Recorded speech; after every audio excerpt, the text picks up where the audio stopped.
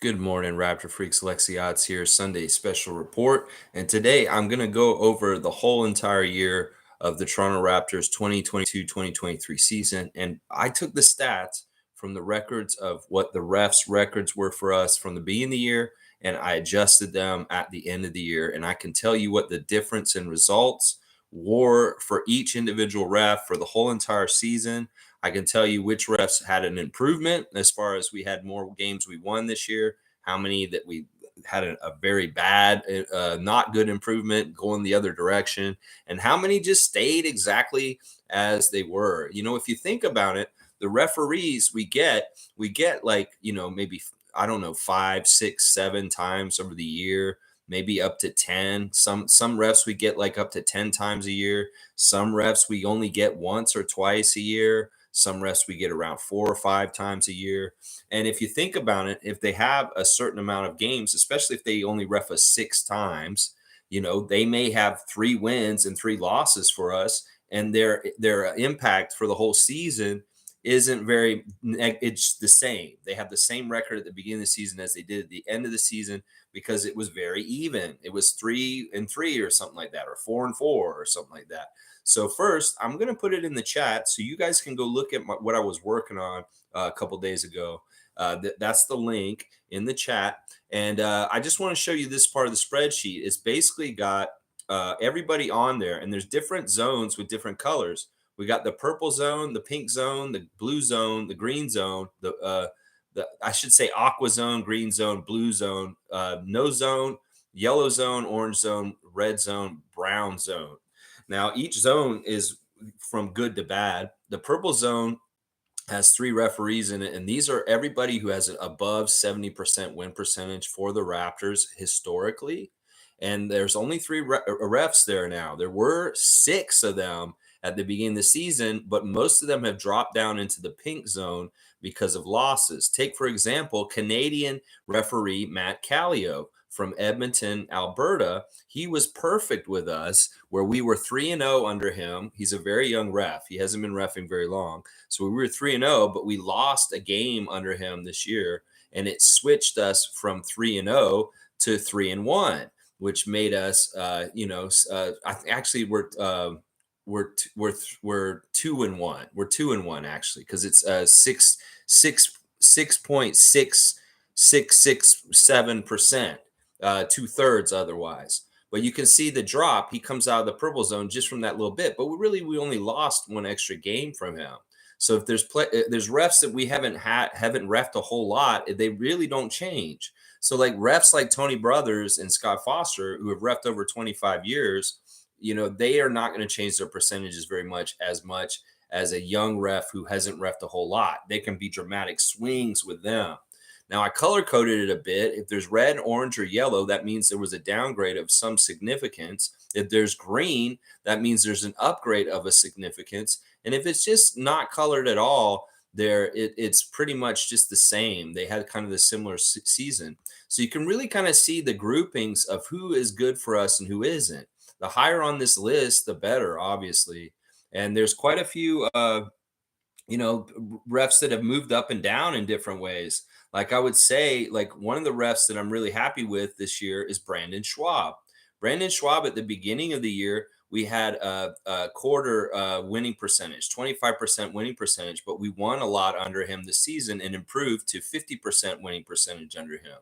That's a good gain, considering Brandon Schwab was actually in the brown category at the beginning of the year. If you want context for this, if you can switch from that sheet to the first sheet, you can see where he was at the beginning of the year.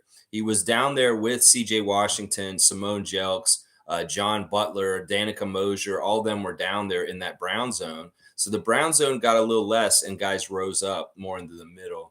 So yeah, if there's any questions about specific referees on my chart, we can talk about each individual case, and maybe we can talk a little bit about that individual ref.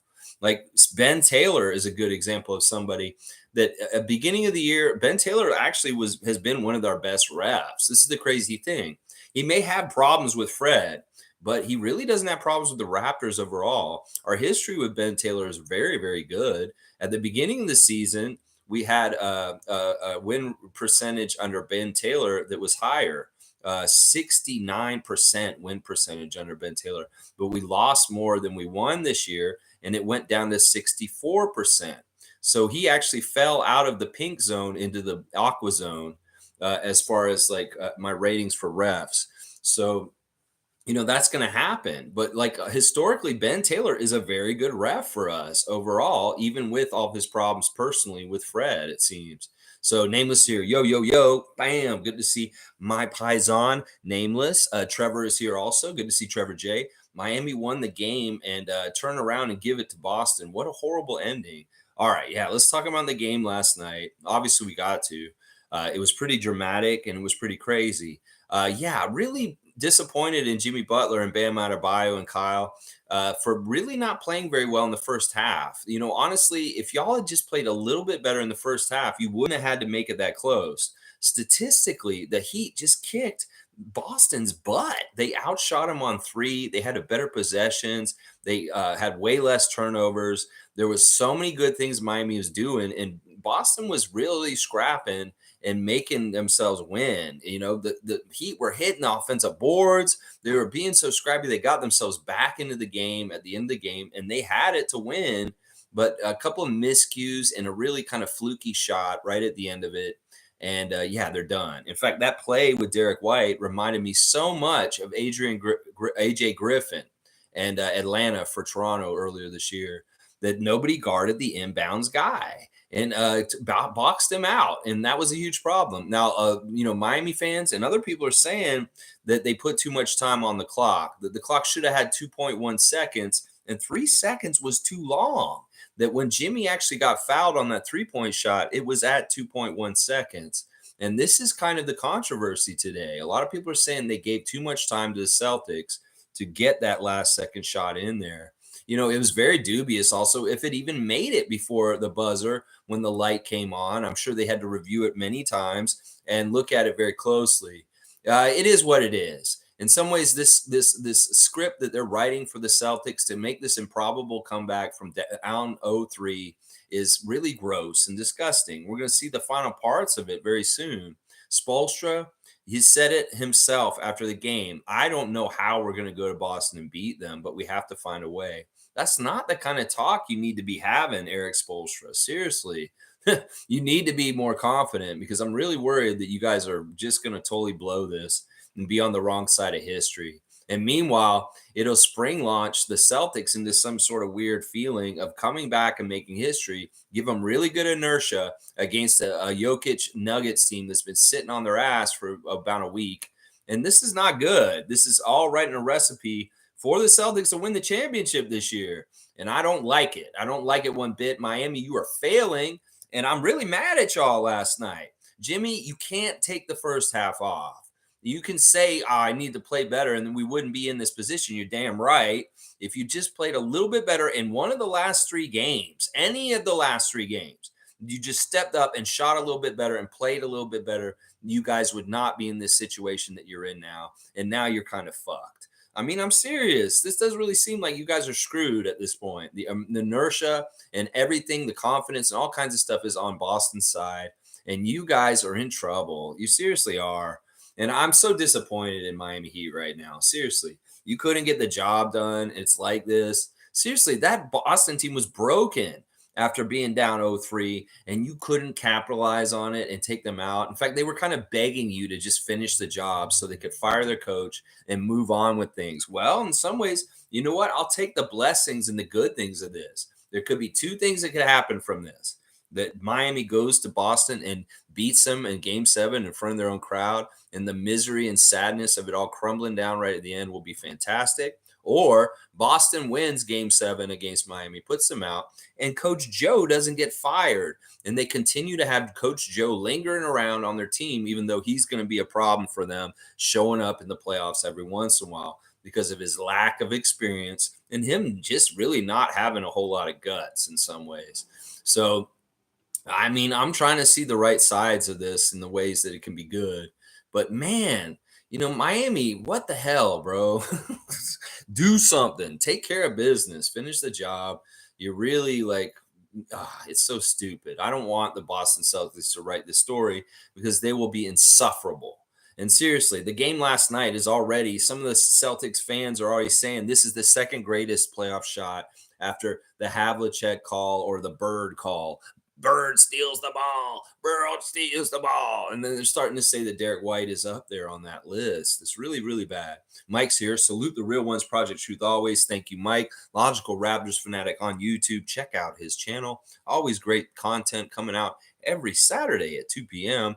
Click is saying, I'm back. I'm back, baby. Click is back in the house. I love it, Click. We are original Raptor Freak. We always welcome you back home. Whenever you can come back and be a part of our live stream, we always appreciate it. Click, yes. MSJ saying, as a Raps fan, I hate Boston, but as a fan of basketball, they played a game rarely seen. Game winner is in the 1% of the best. Kudos to White. Celtics have a great team. Jimmy didn't show up. Lowry's done. Yeah, even Lowry. Lowry did a little bit. Like there was a little bit in the middle where it seemed like he was waking up and kind of trying to get something going for them. And he was getting assists and he was shooting not so much, but he wasn't really stepping forward. And they didn't even play him a whole lot, honestly. They didn't even play Kevin Love at all. In some ways, I'm really questioning Spoelstra right now and what he's trying to do with his team and his lineups and who he's playing. You need to play Kevin Love. I mean, he may be a defensive liability in some ways, but his expertise and certain things that he can do to help you, I don't know. I think that Miami's fumbling the ball here, and it's really going to be a part of their history that they may not realize. And some people are always saying, this is the season of firing coaches, and that, I don't know if Spoelstra's in trouble, but if you fumble an 0-3 lead like this, it may be more that they look at, well, he's in the Eastern Conference Finals. And Miami had no business being there in the first place. So it's a success no matter what, even if it looks miserable and fails like this in a 7-game series with the Celtics right now. Holy crap. Holy crap. G saying, I watched the replay. He was fouled at 2.4 seconds. So there was 0.6 seconds over that given to them by the refs for the Celtics to have a little bit extra time. Now, that half second was definitely the period of time that Derek White put that putback in because he was so close to the light and the buzzer going off. So, yeah, you tell me. Listen, there's going to be a little bit of hand-holding and a little bit of helping. I really thought that they were going all right, they're going to let Miami win because Jimmy's getting the free throws. And the challenge went really, really wrong all kinds of ways at the end of the game for the Celtics. And I was like, man, Miami can actually win this by the skin of their teeth right at the end. No. And it's partly their fault for not being lackadaisical on that last play and not, that's the same feeling we had after that Atlanta game. Like, who the fuck was supposed to get that guy? Who's supposed to get AJ Griffin? Who's supposed to get Derek White? Who's supposed to just put a body on him and get in between him and the basket? Basic basketball fundamentals. And in the most important key point in the game, these guys should be on top of things. Like, who the hell was standing next to him and was not in between him and the basket? Who was there and should have been there on the Heat that did not get the job done? That's the craziest thing. Mike's saying Adrian Griffin is the new Bucks coach. Congrats to Adrian Griffin. Interesting. Nick pulled his name from the Bucks job. Then the Bucks hired Adrian. Listen, everybody keeps talking up Nick Nurse and all these kind of weird ways, like he pulled his name from this and stuff like that. They're really weird how they're writing copy around these coaches' things. In some ways, they're writing it to slight people in different ways and do weird shit. In some ways, I don't like them saying it like that. I think that they decided they didn't want Nick, and they're just trying to keep his stock up high. In fact, this could be clutch manipulation. I know that they all sat down and went and interviewed with Giannis. The Giannis sat down with Nick, he sat down with Kenny Atkinson, and he sat down with Adrian Griffin. And he liked Adrian Griffin the best. It could very well be that Giannis is like, Nick Nurse is an asshole, and I don't really want him. They're just trying to word it a certain way to keep Nick's stock high. In some ways, I think I may be partly to blame too, in some ways, for what I said on this stream yesterday. What did I say yesterday about Adrian Griffin? I said that he's our backup plan and we're his backup plan.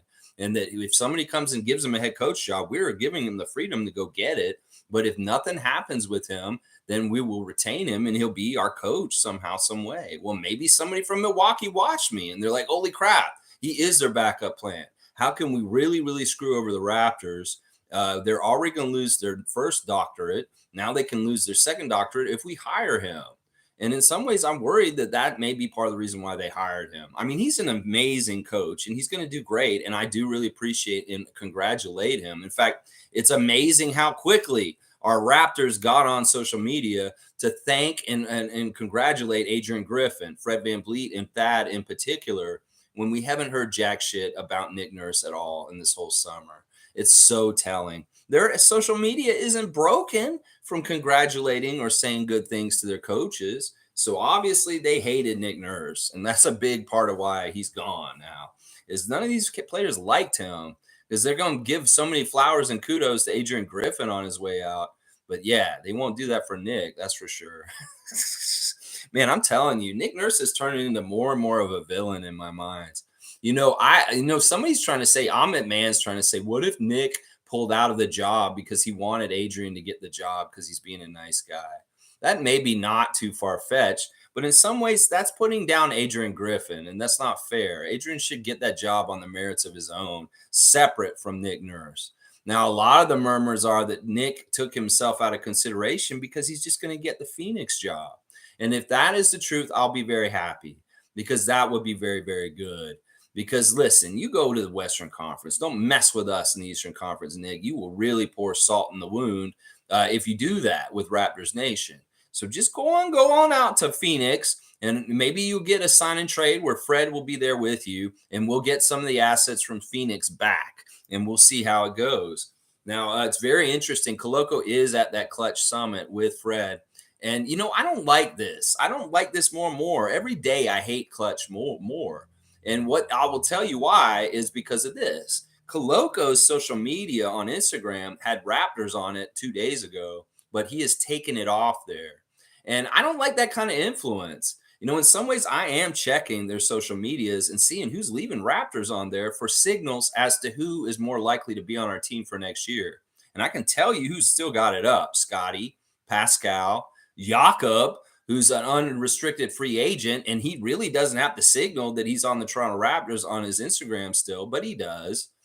These guys, I love them for it because they're true and true. They had not wiped their Instagram in the middle of the summer just in case. And well, now Christian has. Christian had Toronto Raptors on there 2 days ago, but now he's gone and met with Clutch and hung out with Rich Paul and Fred VanVleet at the little Clutch Summit they've had this weekend. And he has wiped his Instagram of any connection to Toronto Raptors. That's bullshit. He's a fucking rookie. He's under a rookie contract.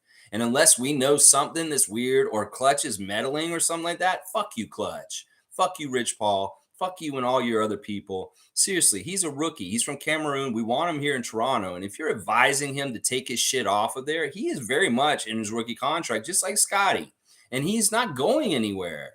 So if that kind of shit is happening because of that, fuck you guys. I do not like Clutch Representation Group. You can fuck off and go fuck yourself right now because you're meddling with my team, and I'm sick of this shit.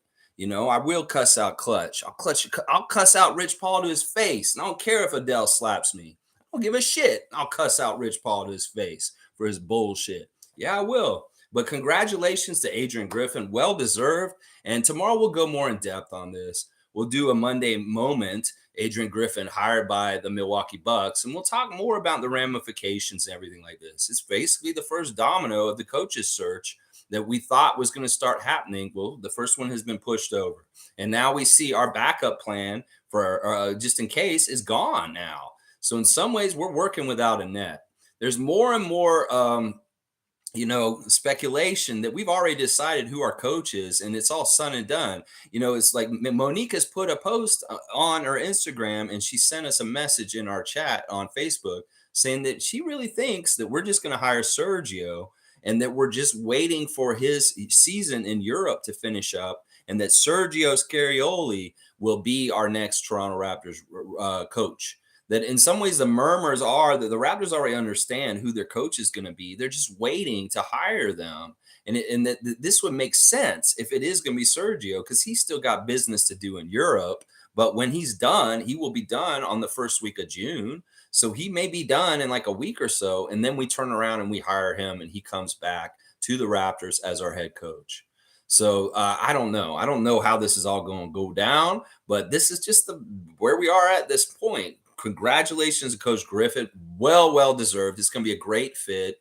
And in some ways, I don't want to see you succeed, but in some ways, I do.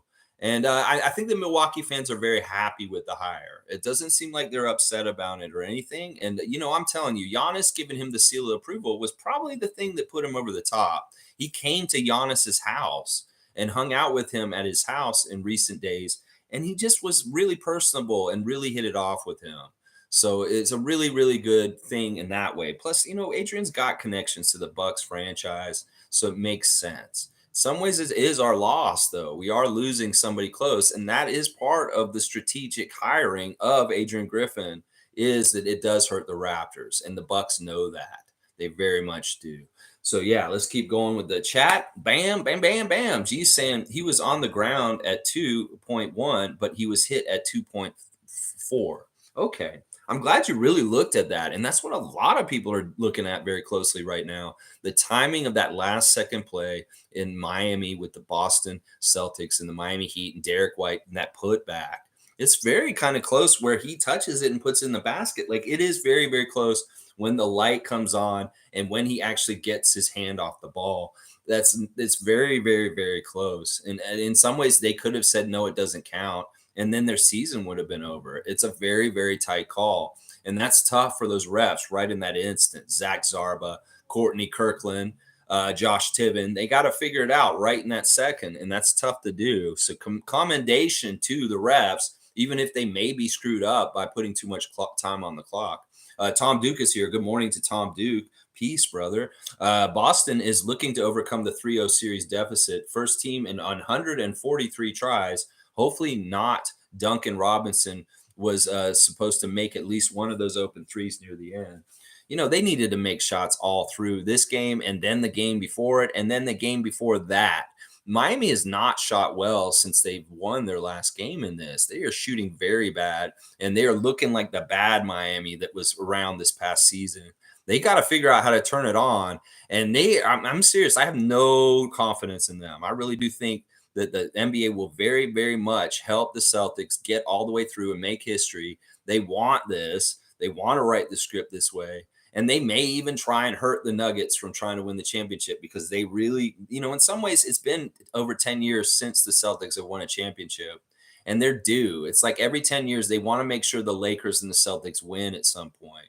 So I'm going to be very suspicious if the Celtics win the championship after their route of how they've gone through this whole playoffs. And I'm just going to be kind of pissed off in some ways. Denver, you better take care of the job and don't mess around. Seriously, you're getting too much time off, which I hate. And that's actually a detriment in some ways. You may rest up your injuries, but I don't like you being out of rhythm and playing games. And the Celtics are going to have some weird momentum if they make this history. Trust me. So this is very dangerous. Fuck you, Miami Heat, for not being more capable and just getting this shit done.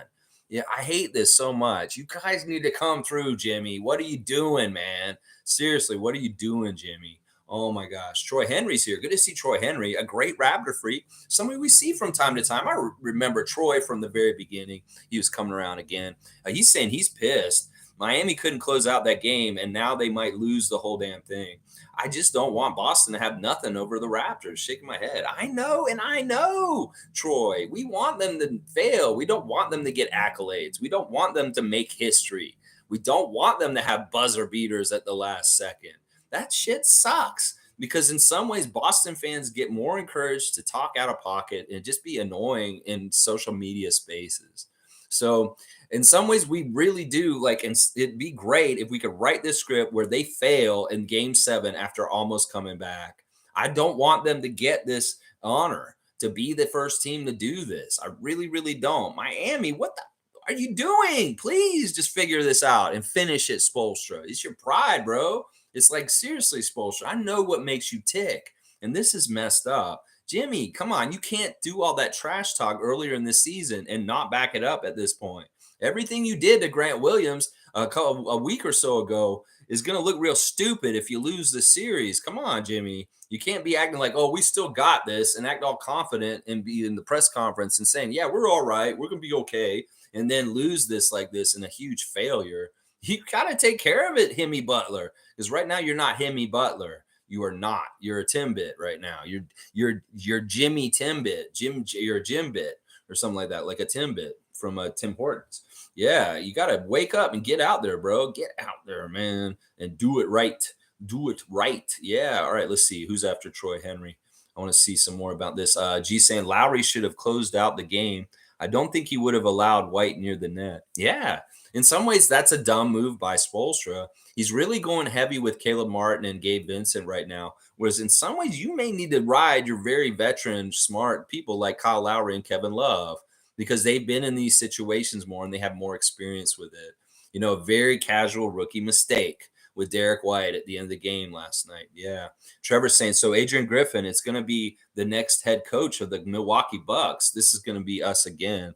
Oh, man. Well, listen, it is what it is. They made a good hire. In some ways, I wish we had just pulled the trigger and said, Adrian, you're just going to be our coach. But why didn't Masai do that? He had the chance. In some ways, we may regret this. That Masai didn't just say, hey, Adrian, we want to sign you and keep you here. Well, maybe Adrian was just open to hearing different offers and he wasn't ready to just sign with us.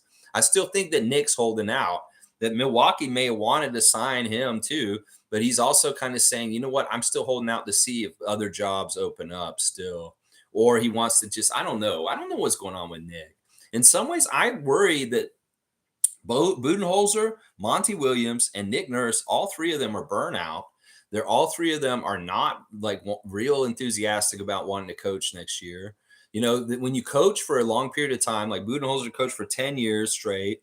Monty's been with the Suns for like 5 or 6 years. And then you got Nick, who's been with the Raptors for 10, coaching head coach as 5. You know, these guys might want breaks. I think that the lack of Coach Budenholzer's name being thrown around in rumors is showing that he wants to take some time off. That even though there's a lot of jobs open, he knows his name is a good name and he could take his name off the market for a year and he could still get a job next offseason when jobs open up. Now, Monty Williams, I'm hearing rumblings that it's the same thing with him. He got a job offer from Detroit for the job right away and he turned it down. They gave him a good contract and he didn't want it. He did not want to come to Detroit. And some people are saying it's because it's the Detroit job, but some people are saying it's because he doesn't want to coach this year. So in some ways, the two most experienced candidates, other than Nick Nurse and maybe Nick Nurse, may not want to coach this year coming up because they may have personal things they want to do instead, or they just want a year off. There is some grumblings about that with those coaches. Now, Nick, I said once again, he needs to go when the iron's hot. He's a hot commodity right now. This is what Clutch wanted to do, build up the legend and give him a bidding war or whatever. He has to go and get another job this summer because it won't be as hot, his name next summer. And the other guys, I could see them taking a year off, though, Monty and Bud. But Nick's got to strike while the iron's hot. And it is what it is. Fun guys here. Good to see I'm a fun guy out in 905. They've changed their defensive schemes on Butler, and it's showing he's not exactly who we thought he was merely based on adjustments. Yeah, I mean, they're doing a good job in some ways. The Celtics have to make adjustments. That's what this game is. And in some ways, Miami Heat, like they are very kind of like cupboard bare right now. They don't have a lot of options and weapons because of the depth on their team is very like low. They don't have Oladipo. They don't have Tyler Hero. They have had guys that are hurt right now that are playing right now, like Gabe Vincent. He is a little bit hurt, and he played last night even though he's hurt. So there's the cupboard's bare for Miami as far as options and really trying different things. Whereas Boston may have a couple of role players at the end of their bench that they can still try out and do different things in different ways. So yeah, they did switch on Jimmy. You know, Jimmy's not shooting well either. Like in some ways, Jimmy goes through that. Sometimes he's hot and sometimes he's just not a good shooter. That's just been his whole career. And he's having one of those bad patches right now. It sucks. It's not the right time for it. Yeah. Let's see. But yeah, the adjustments games, Boston's winning right now.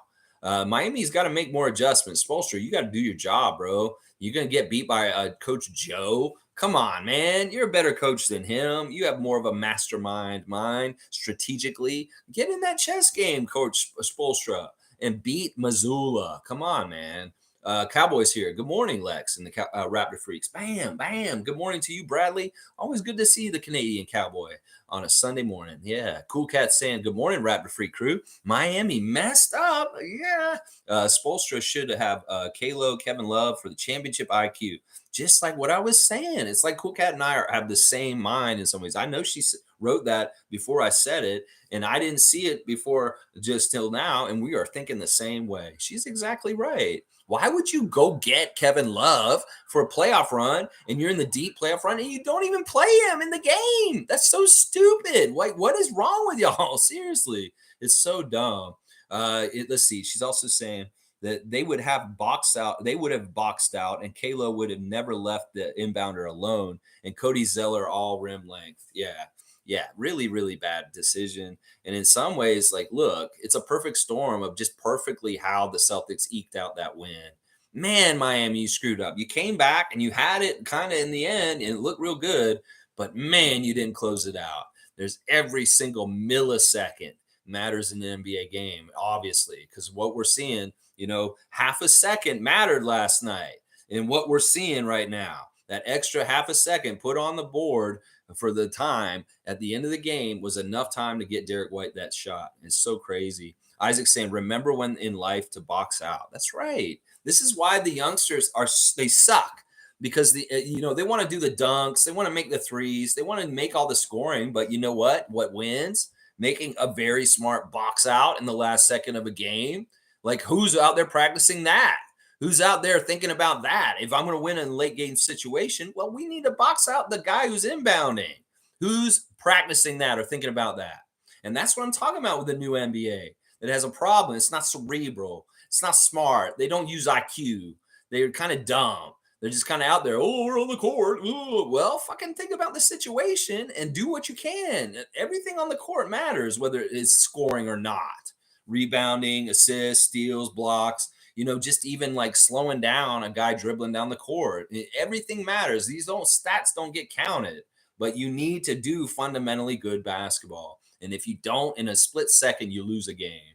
And that's a lesson for Miami last night. Woo, that's the lesson last night. G is saying 100% for Cool Cat, and I am agreeing with them also. 100%. 100%. Monique is here. Good morning, everyone, from the super fan, Monique Lawrence. Thank you, Monique, for all that you do and all the information you give us and stuff like that. I agree. I think that maybe Sergio is our coach, and it may be when he's done with his season over in Europe, he may be coming stateside over here to Canada and being on our team as our coach. We'll have to see how it happens. Nameless is saying, here's what happened. The Raptors told Adrian to start looking for a new job, and he did. I firmly believe that. That's not true. I don't think that's what it was.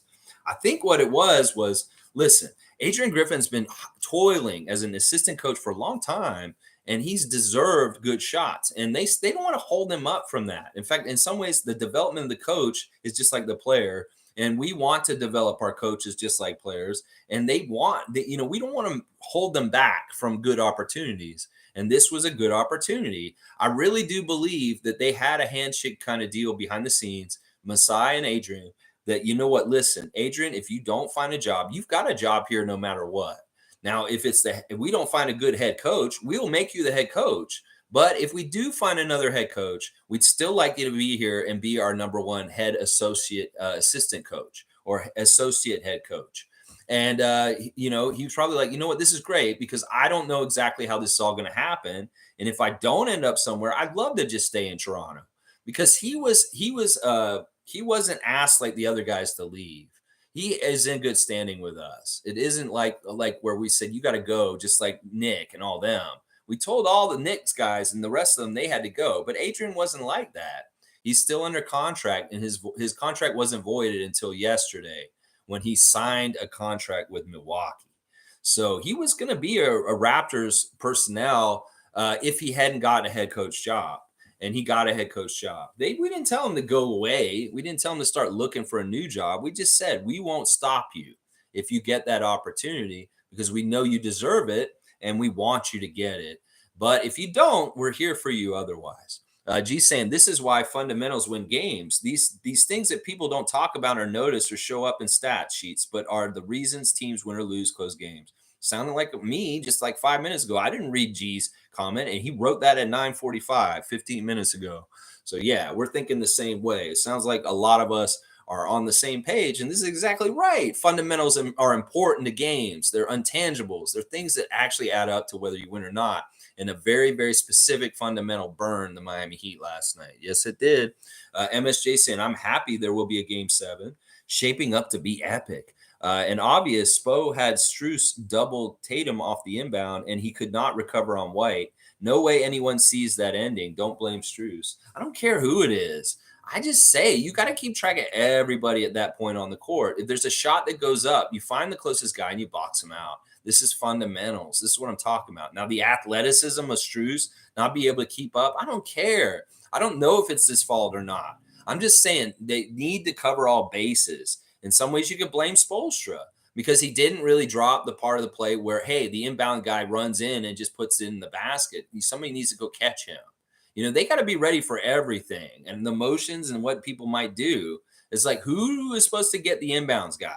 That is a responsibility that should be designated on those kind of plays. And they should know what they're supposed to do in that. That's what your professional team. You do this over and over again. You have time to practice this and think about situational situations. Well, that's a fail. That is absolutely a fail. It looked just like the scene in Atlanta with AJ Griffin and the Toronto Raptors this past season. And we saw how much that mattered to our season at the end of the year. We saw how much that loss to Atlanta messed us up with our seeding and ended up putting us in a different place in the brackets at the end of the year, a harder path, because we lost the season series to Atlanta.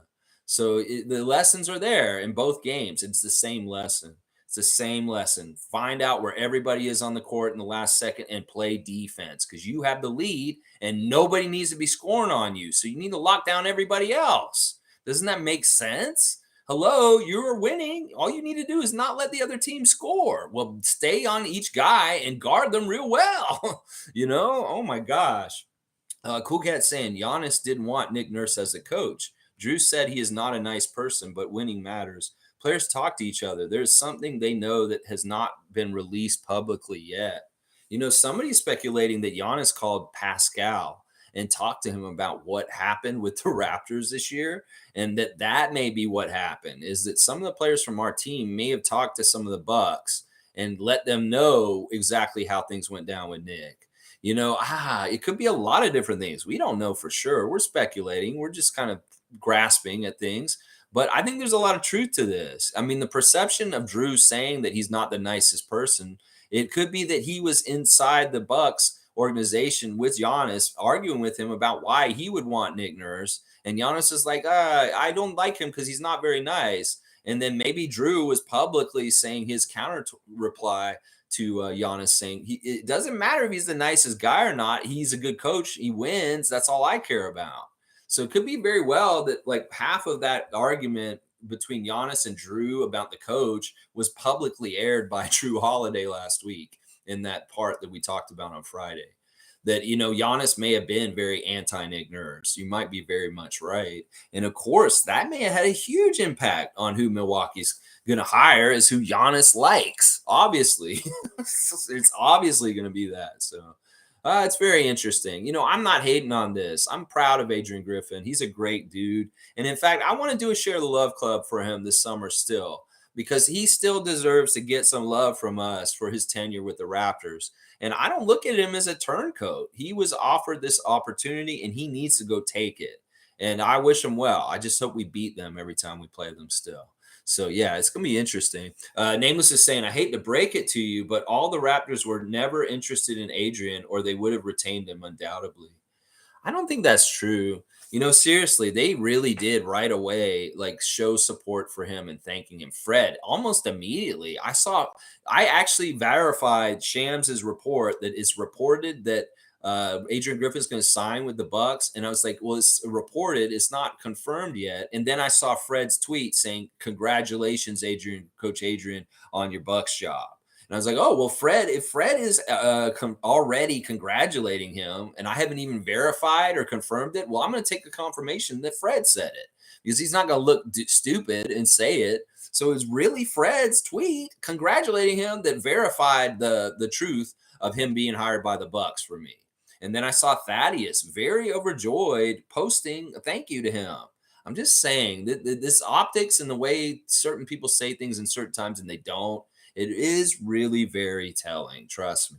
He was popular with the players. He was. Adrian Griffin was popular with players, and they would have been happy to have him as their coach next year. I'm sure they would. I don't think you're right, Nameless. Cool Cat saying Adrian Griffin was a former assistant coach under Coach Bud. That's right. I don't know if Coach Bud was a coach at that time though. Coach Bud has been coaching the Bucks for 5 years, and he wasn't in the Bucks when Adrian was there before. I think that was a totally different Bucks coach at that time when Adrian was actually there, and he didn't actually work very long. What happened was Adrian was a player still, and he got traded to the Bucks. But the Bucks really wanted to convert him into a player coach. They wanted him to start coaching with them. And what happened was the personnel move was we're waiving you as a player, but we're going to hire you as a coach. And that was how he ended his NBA career. It was in Milwaukee. He was supposed to play, but they said, no, we don't want to use the roster spot on you because we're going to waive you and we're going to get another player instead on the roster. But we would like you to hang around and be a coach. And he did for a little bit, but then he moved on to another team almost immediately for the next year. But that's his sole story with the Bucks. He didn't actually play for them, and he also kind of didn't really totally coach for them either. And it wasn't Budenholzer at the time. We're talking about around 2010, and Budenholzer was still with the Spurs at that point, I think, and he was about to go to Atlanta. So it's a different timeline. Leslie saying, "Good morning, everyone. Yesterday was a heartbreaking loss for Miami. They should have played Kyle and Kevin Love more. The people who have rings." Hello, Eric. Hello, Spolstra. Come on now, man. Don't drop the ball on this one. Seriously, I don't want y'all to give this a luster and shine to the Celtics and the bragging rights of this. This is crazy, y'all. Seriously, what are y'all doing? How can you fumble this? Seriously, y'all were up 3-0. Holy crap. You had them on the roll. Look at what Denver did. They took care of business. They got rid of LeBron and the Lakers. You should have been able to do the same thing, Miami. Maybe you're just not as good as Denver. You obviously aren't. Obviously. G saying, I gave Clutch some benefit of the doubt, but now they're getting on my nerves. That's what I'm saying. I'm serious. I don't want them messing with Christian Coloco. You're already toxifying our coach. You seem like you toxified our point guard. You're going after our rookie center that we've worked so hard to get after this point. Like, seriously, I'll do the Instagram check right now because it's right in front of me right here. First of all, Coloco's got a picture of him with one of the Clutch agents, and she's super, super short. And it says, when people say they can't tell height on Zoom. And yeah, she's like half the height of him. It's kind of hilarious. And then the next picture is the one I see. He's with Fred. He's at Clutch's facilities and they're hanging out. And Fred's smiling and he's laughing. I want these guys to be happy and I want them to get what they want. But I don't want them to be with agents that are going to mess them up with the Raptors. This is the difference, Freddie and Christian. Y'all need to know I care about the Raptors, and y'all can care about yourselves and care about your agency. But if your agency's fucking with my team, then there's going to be a big problem as far as how I feel about your agency. So, yeah, you guys can go look at Coloco's page, and he doesn't say Toronto Raptors on it anymore. And I don't know if that's Clutch's advisement to tell him, take that off there. It's the offseason. You could get traded. Or maybe they know something already. Maybe there's some sort of weird sign and trade that's coming up with the Phoenix Suns where we're going to trade Coloco and Van Vliet to the Suns, and Nick's going to take the coaching job there. And all of a sudden, we're going to have new players coming from the Suns, and hopefully they'll be very good players. Like not like tier, like, maybe it's Chris Paul and DeAndre Ayton or something like that. Holy crap. What if it's something crazy like that where we're getting the guys they don't want in Phoenix and we're shipping the Clutch guys to Phoenix. And then we have very little Clutch on our team other than OG. It's also very telling. And I think about it, David Thorpe's warning was about all three Clutch people. Seriously. He said, I would fire Nick and hire Earl Watson, and I would get rid of OG and Fred. That he thinks that I bet you the toxic is coming from Clutch because those are two Clutch representatives on the team and then the coach Clutch also. And he said those were the three problem people, Nick, Fred, and OG. That's a very interesting thing to me. Seriously. Now the stuff with OG is not rearing its head right now. OG seems fine. Everything's going business as usual. But the stuff with Nick and Fred is really crazy this summer so far. Let's see. Logical saying Adrian Griffin was similar to Darvin Ham, and they wanted that style, but Nick is probably going to the Suns. I hope to God that Nick goes to the Suns. If you're going to take a job next year, just go west. Seriously, Nick. I don't want to see you but twice a year. I don't want to see you but twice a year. We'll come see you in Phoenix. You can come back for one game in Toronto. They'll hype the hell out of it, make it a grudge match, and we'll play y'all straight up. But I don't want to have a divisional rival with you coaching the Sixers or the Celtics. Screw that shit. We do not want to go anywhere near that shit. Seriously. And it's not that I fear you. It's just that I don't want to tarnish your legacy with us that badly. Seriously, we want to stay somewhat friendly with you because we do want to honor you and make you a part of our history in a way that we love you in a positive way at some point. But you can do more damage going and taking a job with the Celtics or the Sixers. Seriously, Nick, you could do it real quick. A lot worse ways if you took a job with the Sixers and all of a sudden you're a division rival and we hate you because we're going to war with you often. That's what I'm saying. Let's see. And you know what? That's a great comparison, Mike. The AG and the Darvin Ham situation is very similar in some ways. Well, Milwaukee probably did want to get Darvin Ham back. That was probably their number one choice to be their coach right now. But they're not going to get him. They're not going to fire him in LA. So they go and get our guy that's like Darvin Ham on our team, Adrian Griffin. And that makes sense. It's a good fit, honestly. I thought Adrian would go to Detroit, but this is a better team for him. Much better situation in Milwaukee than in Detroit. So you go, Adrian Griffin. Now, in some ways, I feel like he has a love and a respect for Toronto that will be intact after this. I could see him not being pissed off with the Raptors at all. And he's going to be leaving in a healthy, non toxic way. And I appreciate that because I want Adrian to be cool with us. And, we'll see how it goes. We're going to be fighting with him and, the playoffs and different things. It could be very interesting drama. Very, very interesting drama. Cool Cat saying, Lex, Koloko has Raptors with Cameroon flag on his Instagram account. I just checked. Are you sure? Because he changed it yesterday. He didn't have anything on there. Okay, it says Raptors now. He didn't have it yesterday. I'm serious. He did not have it on there. It's very weird. Okay, he's got it on there again. Good. Thank goodness. I don't know. This is crazy because I didn't see it on there. Thank you, Cool Cat. I didn't see it on there yesterday for some reason, but I guess he put it back on there. Really, really good. All right. Thank you, guys. I'm glad to see that Raptors is still in his bio. Thank you. All right. Let's see. Nameless is not happy about the Sergio thing I'm talking about right now. He's like, great. Goddamn Italians coaching basketball. Come on. What's wrong with this? Come on. Hey, come on, Nameless. Hey, what's the matter, you? All right. MSJ is saying Sergio could be the guy. Why not? He is more than capable. Not much risk there for a 2-year contract. Yeah. And not only that, he's familiar. He knows everybody. He knows our players. They all know him, a lot of them, other than the young people that come in.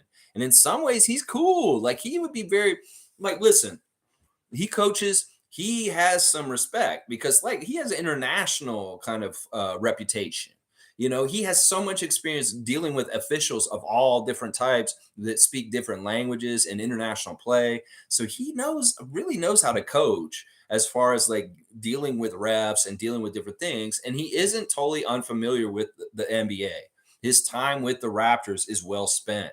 And in fact, he saw it at the highest level, being on our championship team as an assistant coach. So in some ways, he is a really, really, really good choice for us. Because in some ways, he's going to have the respect. He's familiar. We know that he has a whole body of work that people will be like, okay, this dude does know what he's doing.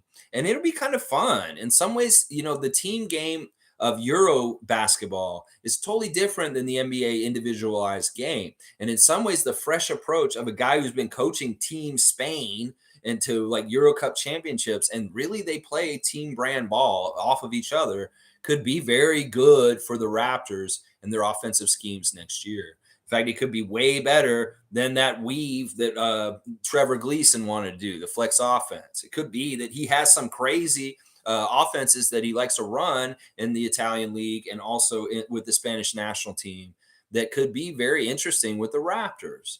So I like the idea. I know that some people are like, and it may not be too flashy, but in some ways it's safe. And in some ways, I like giving him a chance because he seems like he could be super successful. We know he's a competitor, and in some ways, he has a fire in him. Like it could be very like Godfather-ish. Like, he's sitting in his office and Scotty comes in and is like, come in, Scotty, come in. Scotty said, yes, yes, coach. Yes, coach. Listen, Scotty, I need you to go out there and work the medicine ball for 2 hours with Jim Sand for a couple hours. Okay. Can you do that for me? Can you do that for me? It could be kind of like that kind of feeling to it in some ways. I don't know. It could be, I don't know his demeanor exactly with how he talks to players, but it could be very like kind of cool in some ways where he's very serious. And because of his esteem and his body of work, the players will take him very seriously. Like seriously. It could take as much as like Scotty hanging out with Wancho last year, Bo Cruz, and talking to him about his team on the Spanish team. He's like, oh, Coach Sergio is amazing. He does this and does that. So, and then the other guys like Pascal could talk to Scotty about Coach Sergio being on the team before he came. And, he could get real familiar with him real quick. So I'm not against this. He's one of my top 5 picks. I've had to change it because Adrian's out of the picture now. He was one of my top 5 picks. So my top 5 picks at this point are Budenholzer, Monty, which like I said, I don't know if they're even in the running because they may be taking the year off. And then Sergio. And then Jerry Stackhouse is still on my list of top candidates, but we have not heard anything about Jerry Stackhouse. And in some ways, I'm starting to think that Jerry is kind of like Becky, that he's just going to stay where he is and he's just going to keep going on what he's doing with Vanderbilt. And then I've added Jama as my 5th top candidate at this point. With Adrian dropping out, I kind of want Jama back. He's Canadian.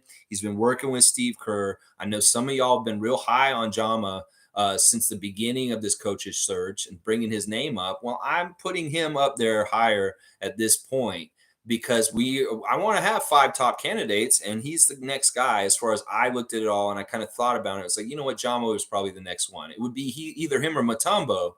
But in some ways, if we could get Monty Williams over Mutombo, that's better because he was the head coach in Phoenix last year. And why would we want Mutombo or Kevin Young instead?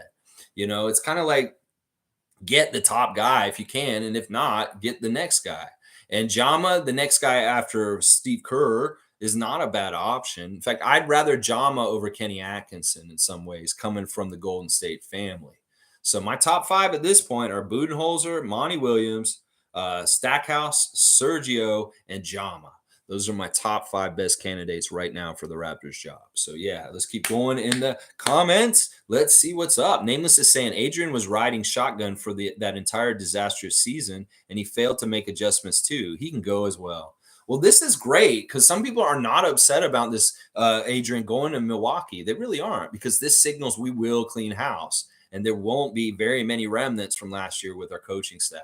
Some people are a little worried about some of it lingering around still. Can we handle Jim Sand and Rico Hines, and that's it? And no Adrian Griffin at this point for sure, because he's now in Milwaukee. Yeah. G saying, if we get Sergio, I will be so happy. Nameless, get ready for being our translator. Listen, Nameless's role on this channel may really multiply because we have an Italian coach all of a sudden. We very much may need you, Nameless, to teach us more Italian quickly, so that we can come and support Sergio in his native language. So yeah, Nameless, you may have to get an upgrade and a promotion on this channel if we do hire Scarioli. So yeah, he's laughing about it. Tom Duke saying, Mo knows. Yes, G. One more reason Nameless is priceless. Yeah, there's a couple lesses on there. Nameless, priceless. He's been a few names on here. I'm still very nameless, but it is what it is. It's what it is. Monique saying, the highlight hit yesterday is Miami hit hard. Monique, this is such a disaster. Seriously, they kind of wrote the script right. They were behind most of the game.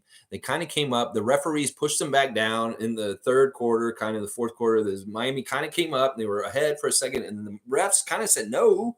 And then Celtics had a 10-point lead all of a sudden. And then Jimmy started doing Himmy Butler stuff, getting fouled, making shots, and scoring a lot in the last 5 minutes of the game. And he got the team back and over them. And they were over the hump, and they had it. And they just needed to play defense to win it. And they didn't.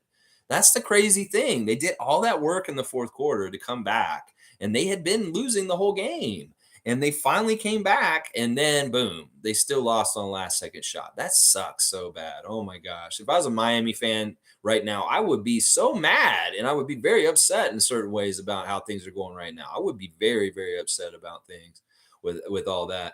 All right, let's see. Hang on. Let me see what else is going on. I jumped ahead. Cowboys saying, have you or any of the Raptor freaks checked out Bilal yet as a draft pick? I want to know what you guys think. I haven't seen him yet, but I saw the Nick Smith footage yesterday. And wow, that guy is bombing from all over the place, moving around real quick, not missing, really looked fundamentally good with his form. Nick Smith looking real good. And I can understand why Rico Hines is giving him good marks and liking him on social media and some of the stuff he's doing. He's definitely going to be somebody that I think Masai's going to tell them about. He's like a 6'4", 6'5" point guard, and he's got some good shooting skills. And I like what I saw of Nick Smith. It's like little by little, I'm seeing clips of different guys. Like I saw the Zach Edey. I seen the whatchamacallit from before Keontae. Now I've seen Nick Smith. So I'm seeing little bits of these guys more and more. I'll get Bilal soon. Watch, Bradley. I will. Cool Cat saying, I often said Sergio should come back and be our coach. Fingers crossed he is the head coach. Well, it would make sense with what Monique is speculating.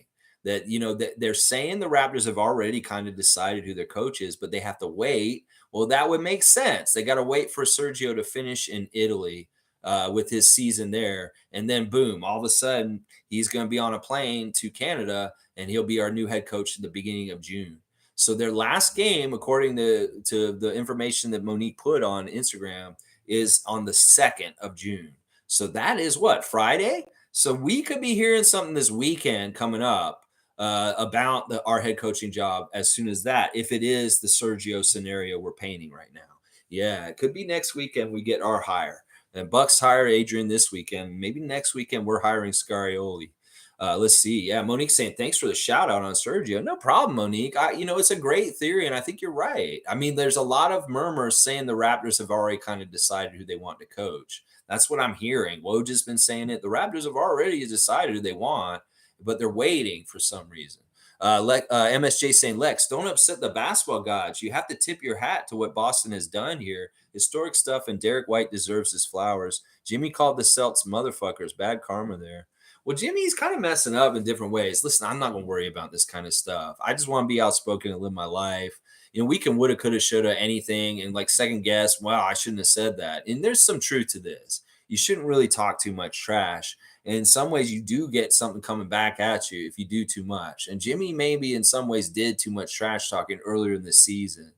I will speculate this. That in some ways, it's a little crooked. The NBA always is. And with the Celtics, whenever they're involved, I always think that there's something weird going on.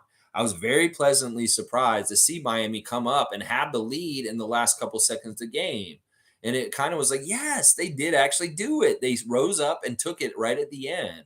But then seeing how they all set up the last couple seconds, and what G's saying is that clock should have been at 2.6 at the most, and at 3.0 is too much. They put too much time on that clock. And, in some ways, yeah, it's Miami's fault for not covering all bases.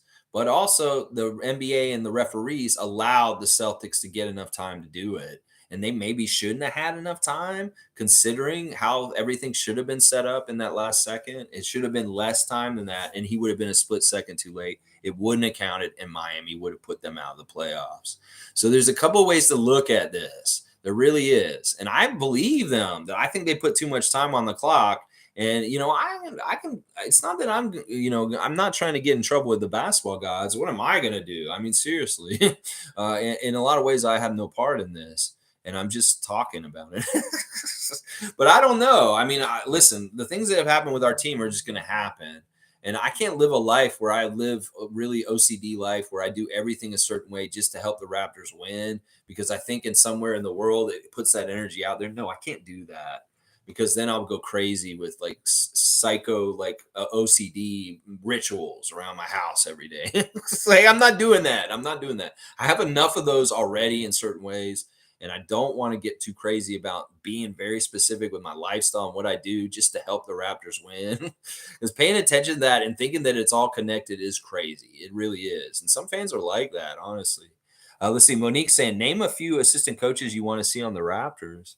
Well, it really is going to have to do with who we hire and who's their kind of their family in their like coaching world, like who they are really comfortable with having next to them and who they like really work with. I mean, if Sergio is coming, I would fully expect him to bring somebody from overseas with him because he's going to be the head guy. He's probably going to want to have somebody he works with consistently over there.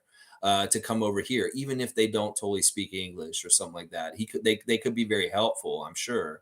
Because he needs a right hand man. He's going to need a Nate Bjorkgren like Nick does, somebody that's going to help him very closely that he's used to working with, and he may have a work shorthand with, as far as like they just have to say a couple things or look at each other, and they know how to work with each other.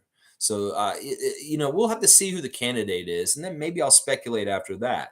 It's really funny when Darvin Ham got hired by the Lakers last summer, he added Rasheed Wallace to his coaching staff, and it didn't last for very long.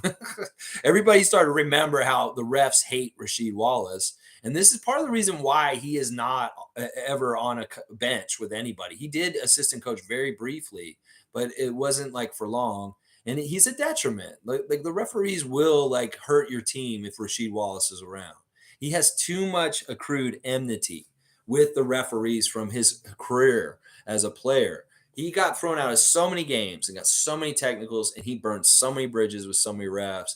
Just having Rasheed Wallace sitting on your bench is a negative. Trust me, just with the refs. So it does really matter who you do get as assistant coaches. But until we see who we hire, I'm not going to speculate on this because it's really like throwing darts in any direction. You have no idea who they have. So we'll have to see. G saying, do you believe the Raptors called the Rockets for their number 4 pick? Yeah, this is something we've heard yesterday. And I don't know how much I believe it. It could be true. I mean, I'm not going to say it's not true because it could be true, but I'm also going to say it doesn't totally make sense. Now, those around that pick is like the Thompson twins, and a couple of other people are the high prospects for that position. I don't think it's because they're looking for Scoot or Brandon Miller at that point at the 4th pick. I think they really are looking at the next tier. Now, some of this may be hot air built up by the Rockets Nation. In some ways, they're disappointed with falling out of the top 3 and that they're just trying to make up bullshit. And in some ways, they've been picking us to make bullshit with, like the whole Nick Nurse thing a month or so ago, and now this. So the Rockets Nation's being really weird right now with manufacturing rumors that they're trying to help their team with.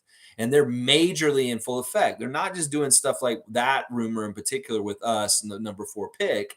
They're doing stuff like the James Harden rumors. They're doing the Jaylen Brown rumors that Jaylen Brown is coming to Houston. So there's a very strong force in Rockets Nation that is putting out like claims of rumors that benefit them because they want them to become true. Whether it was Nick Nurse a month or so ago, now maybe they're not happy that they got the 4th pick and they'd rather turn it around and make it into Pascal Siakam. And that's why they're putting that out. And it may have nothing to do with us. I don't think it makes sense. Like, I don't see Bobby and Masai trading to get the 4th pick. It doesn't make any sense to me. I think it's Rockets fans that are unhappy with having the 4th pick, trying to push it off on a team that they think is just a team that they can just use as a garage sale, is basically a rummage sale or something like that, is kind of how I feel about it. So who knows? It could be true. But I'm going to probably say that it's probably 50% maybe true, 50% made up by Rockets fans, wishful thinking. So there you go. Cowboy saying, as super fan Monique, have you checked out Bilal Coulibaly? See, Bradley is really big on this kid. All right, Bradley, you've said him so much. I will make sure I go watch him in the next little while so I can talk about him with you. Monique saying, all the best, Griffin.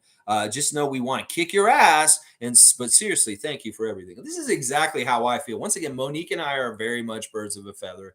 Our passion and our love for the Raptors is so strong, but we also respect somebody who was a big part of our organization. Some of you did a good job for us, and we love you, but we want to kick your ass now. And I double down on exactly what Monique says. All the best to you, Adrian Griffith. Now we got to kick your ass because you're on the other side. That's right. Cool Cat saying, folks, don't forget the underground African connection to get the info on Nick Nurse, Masai, Pascal, OG. That's what I'm saying. Giannis just has to call up Pascal, as he said when he drafted him at the All-Star game this year. My African brother, I'm going to draft my African brother, Pascal Siakam, to my team, Team Giannis, which will probably not be Team Giannis next year. It'll be Team East and Team West, thank God. And that's the way it should be. Trust me. No more schoolyard shenanigans. But yeah, I think you're right. It could be that Giannis. I mean, listen, we're finding out that Nick's not a nice guy, and Giannis is. I'm sorry, Giannis Antetokounmpo is just a joy and a solid person and just a fun dude. Like he's such a childlike guy sometimes, and just so goofy. Like the way he acted at All Star Weekend, I was like, this guy's fun. And like a lot of people are saying, well, you know what? We may lose LeBron at some point soon. Is going to retire. We may lose Kevin Durant. We may lose all these old heads that are in the league right now, but we have some youngsters that are fun, like Jokic and Giannis. These guys may be the two best players in the league, and they're most down to earth, cool dudes. And that basketball isn't all everything, and they can have a good time and not be serious. And I love that as far as like the powerful players in the league having that kind of mentality. So you go, Giannis Antetokounmpo. I am a fan of yours, even if you are the enemy. And in some ways, I should hate you. I don't. I like you, man. You're cool. I like you, dude. Cool Cat saying also another African connection, Serge, who was on the Bucks team too. That's right. You know, he could have told Giannis some stuff about Nick Nurse and how he didn't play him in the bubble and how that pissed him off. You know, there's a reputation that precedes Nick. In some ways, Drew Holiday is exactly right. He doesn't care if he's nice or not. He just wants to win. But some people do care if you're nice or not.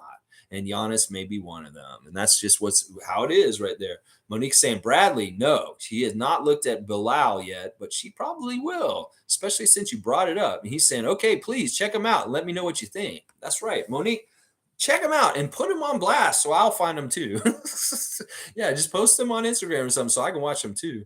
Fun guy saying, ew, I don't want nothing from the Suns, man. Like Ayton, you, God, no. And then who else? They have nothing. That's like the worst trading partner for us. Don't even have Bridges anymore. Suns, hell no.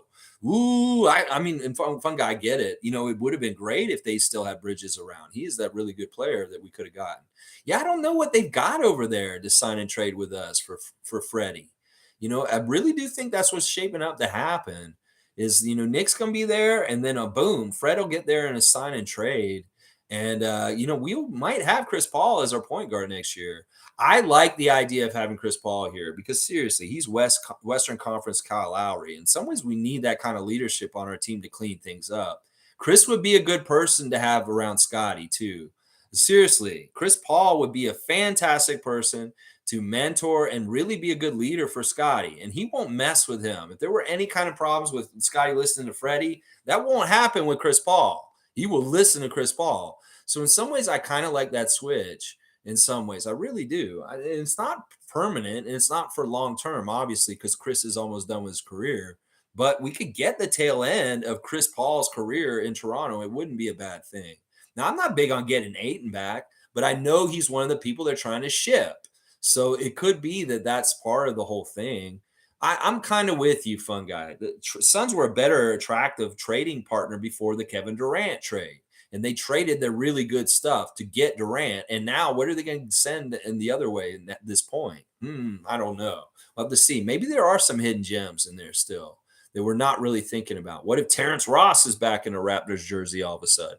What if Ish Wainwright is back in a Raptors jersey all of a sudden? What is Bismack Biyombo is in a Raptors jersey all of a sudden again? There are a couple of older guys over there too that are guys that have been in Toronto already. Let's see. Mike saying KD really likes Nurse's tactics. It makes sense with Nick's system. How does Instagram work in bio tags? Does it affect your feed to have more Raptor stuff? Is it in your bio? If it's in your bio? I don't think that's what it is. It's really in the bio, and it's just to signify who they are and what they're doing. And all the NBA players in this time of the year, a lot of them have to think about, well, how close do I feel with the team and how I feel ensconced with their culture? And should I worry about whether I could get traded? Well, I don't want to be caught off guard. So I'm going to take it all off there just to have it not on there just in case. And I really look at that as kind of like the how committed or how they feel safe within the organization of not getting traded or getting traded. Gary, obviously, taking that Toronto Raptors off his bio makes sense because there's a high probability he may move. Fred, same thing. But when I see guys like Precious or OG, those guys start taking it off there, and there's really like I worry. I really do worry. Like even Precious right now in his bio, he has it so it says "What if." It's like it says Precious Achua, and then it says "What if" underneath his name, and maybe he's like giving a question to everybody. Think about what if? What if I was on your team? What if I was there? What if I was there? I understand these guys in some ways they're commodities in the NBA, and they have to market themselves and be as attractive and want people to want them. And I get that. I get all that stuff. I don't know. Loyalty in sports is so weird at this point. It really, really is at this point. All right, let's keep going. But yeah, Nurse and Durant kind of makes sense. I mean, Durant does probably like Nurse. I don't know if he'll be successful there in some ways. He probably will be, but he won't be successful in the way where he'll win championships. He'll probably win a lot in the regular season, but they'll probably be messed up in the playoffs somehow. All right, let's see. Koloko saying, Cool Cat saying, sorry, Cool Cat. Lex, I think Pascal might have spoken to rookie Koloko to not play those games. Stay in your pay grade is Pascal's messaging. Okay, you say I think Pascal might have spoken to rookie Koloko to not play those games. That could be. It could very well be that he did switch it yesterday, and I noticed it, and that maybe Pascal, like being a countryman and kind of like his main mentor. I hope he is. He should be. Is like saying, listen, don't do that kind of stuff. Just because a clutch may tell you to do that, don't do it. It's not worth it, and especially right now, you don't want to do it because you're a rookie and you're not really going to get moved anywhere. The chances of that are not very good. So there's no reason for you to do that, even if Rich Paul tells you to do that. So I much rather Koloko listen to Siakam than to Rich Paul in a sense on certain things for sure. Yeah, I hope that's what it is. Cool Cat, maybe. Space Cadet saying Fred congratulating Griffin, but still nobody's saying anything about Nurse. I know, Space Cadet. It's ridiculous. Their social media ain't broken to message and send messages out like, thanks, Nick Nurse, for the time you had. Thanks, Adrian Griffin. Congratulations on your new job. Well, that's all over the place, but nothing about Nurse. They really hated him, and he really hated them, obviously. It's crazy. Nameless saying Godfather Scariolo. Yeah, I don't know, Nameless. Who knows? I mean, who knows? He has a presence. In some ways, it's just I don't want to be stereotyping or anything like that. I guess I am guilty of this to a degree, but my paisan, Nameless, is an Italian guy, and in some ways, this is part of our interaction. As we're just talking about it, I am a big, huge fan of Italian culture. There's certain countries and cultures that are all about. I'm all about Italian culture and all the things like the food, the idea about romanticism, and just all kinds of things about Italy and different things about I really love. I really love Japan, same kind of stuff. And I don't want to be degrading or anything like that. And I know I kind of do like impressions and stuff. It's not in jest and like making fun. It's really kind of an homage and like a thing like I want to show respect. I know that maybe doesn't come off that way, but I don't want anybody to get upset if I am doing that kind of stuff. It really is out of a pure love and respect for that culture and that country and the Italian people. I seriously do. I really, really, really do. I love the Godfather movies, and I love so many things about Italy. I went to Italy and I've been there, and I think it was fantastic. It was beautiful. Spent time in Venice. I've done, I love Italy. I'm just saying that. So don't everybody think that I'm like kind of being mean or like trying to make fun of Italians. If I do a little bit of impression, it's really in a good hearted way. It's not something in any kind of mean way. Now, if I do offend somebody and something I say, if I do an Italian lesson with Nameless and I try and embellish the way I'm speaking, know that it's just me trying to learn Italian. And I'm not trying to like characterize or do a caricature of Italians either. So, okay. All right. Hope that counts or anything. I want to straddle that line. Okay. But I do want to freely express myself artistically also. All right. Let's see. Monique saying Amy Audibert must be shitting bricks. Maybe heading CEBL way sooner than later. Yeah, I mean, she probably wants Miami to win for sure because you can keep working with Jason Whitlock in the Miami Heat broadcast down there.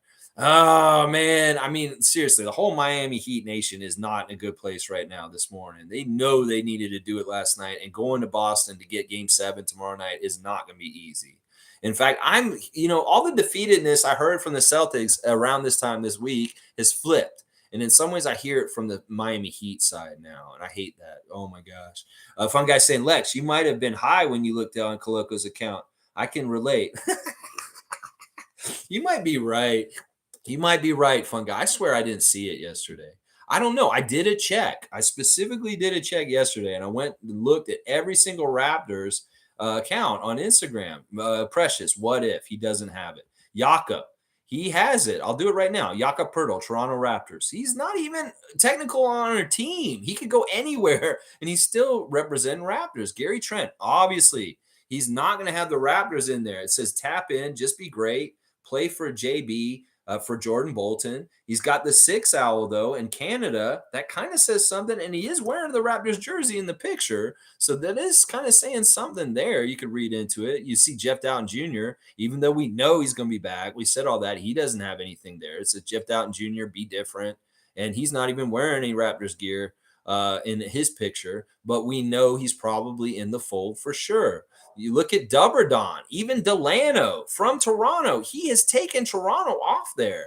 And that's the thing I'm saying. Toronto's on, Delano's on his rookie contract still. It says neighborhood hero in your city, athlete. No Toronto Raptors on there. No Toronto Raptors on there. That's what I'm saying. He's even ready just in case he gets moved. And he's from Toronto, for Pete's sake. OG just says Great Britain flag, and that's it. OG Ananobi, Great Britain and Nigeria flag. And that's it. That's all he's got on there.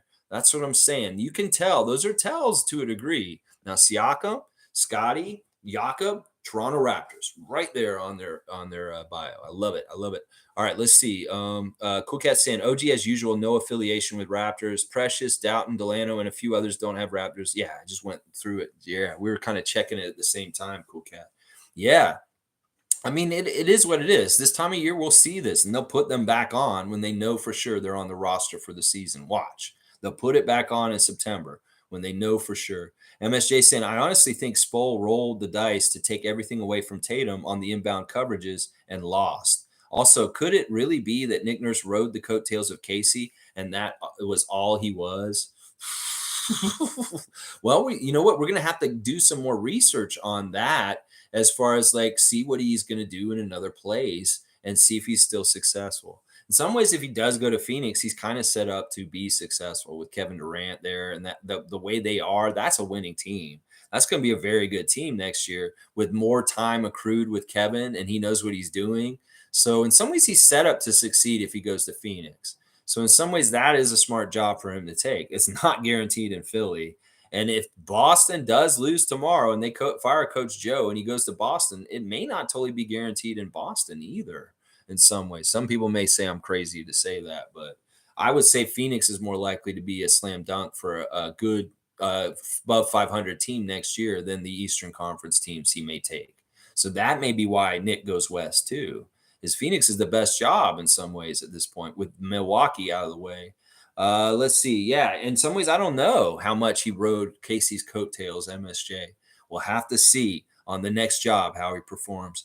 Cool Cat saying, yes, Lex. Jama is always on my list, too, for head coach. Mutombo is a good one. He's still early in years. Sergio, Jama, Jordy, Stackhouse, Mutombo. That's her coaching list. Okay, so she's excluding the older names like Budenhauser and Monty Williams to put in Jordy and Mutombo in there. But same list as me, except for that.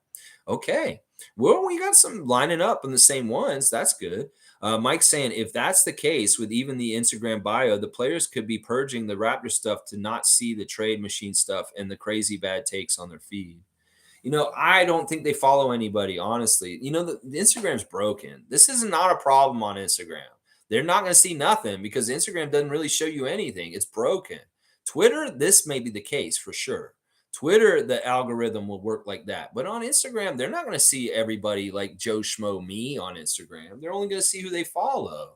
And they can be very, very controlling of who they follow. Now, in the comments section, that is where they may hear things from people on certain posts. But they don't have to follow any of us jabronis and hear any of our noise. So, and on Instagram, it doesn't really work that way, Mike. On Twitter, sure, but not on Instagram. They can shield themselves from all that noise. Let's see. Nameless saying, laugh out loud. Posso insegnare l'italiano. I can teach Italian. That's what he said. Posso insegnare l'italiano. Yes, yes, I'm learning. I'm learning. Danelle saying, Mo, I thought you said you check out Bilal. Cheer face. She's busy. She's got a lot to do. She may be doing all kinds of different things yesterday, and she just slipped her mind. I'm sure she'll remember today. Don't worry. And if she doesn't, I'll go check too. Let's see. Monique saying, I haven't been under the weather. She's been under the weather. See, she's missed a couple streams recently because she's been busy, and who knows, she's under the weather. She's saying so she hasn't been totally her 100% self. So that's those are good excuses there. And then I was saying, oh no, feel better at Mo. Nameless. Ho tante amici italiani. Sono un italiano onorario. Nemini circoli. Aha! I don't know what I said, but that's awesome. I want more Italian in here. We could do this, especially if Sergio's coming. G saying Raptors had that Lowry to OG shot in 3 seconds. That seems like the magic number to get a shot in at the end of game. Once I saw 3 seconds, I had a bad feeling. Yeah, yeah, it could very well. The refs know this kind of stuff. They really, really know what's possible in the time frames of things. And they could have calibrated. Well, let's give Celtics a good chance here. Let's put 3 seconds on the clock. I've seen them give us extra time this past year in certain games where I thought they were generous with giving us a little bit of more time on the clock in the last second situation. And they will do this. They will do this. You're exactly right. MSJ saying, yeah, teams are making shit up, but they want our players.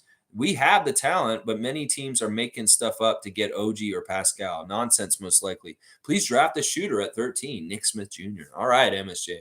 I don't even know if it's the teams, it's the fan nations. We got to realize more and more, just like what I'm doing on this channel, fans have more and more power to influence things and make really crazy tweets.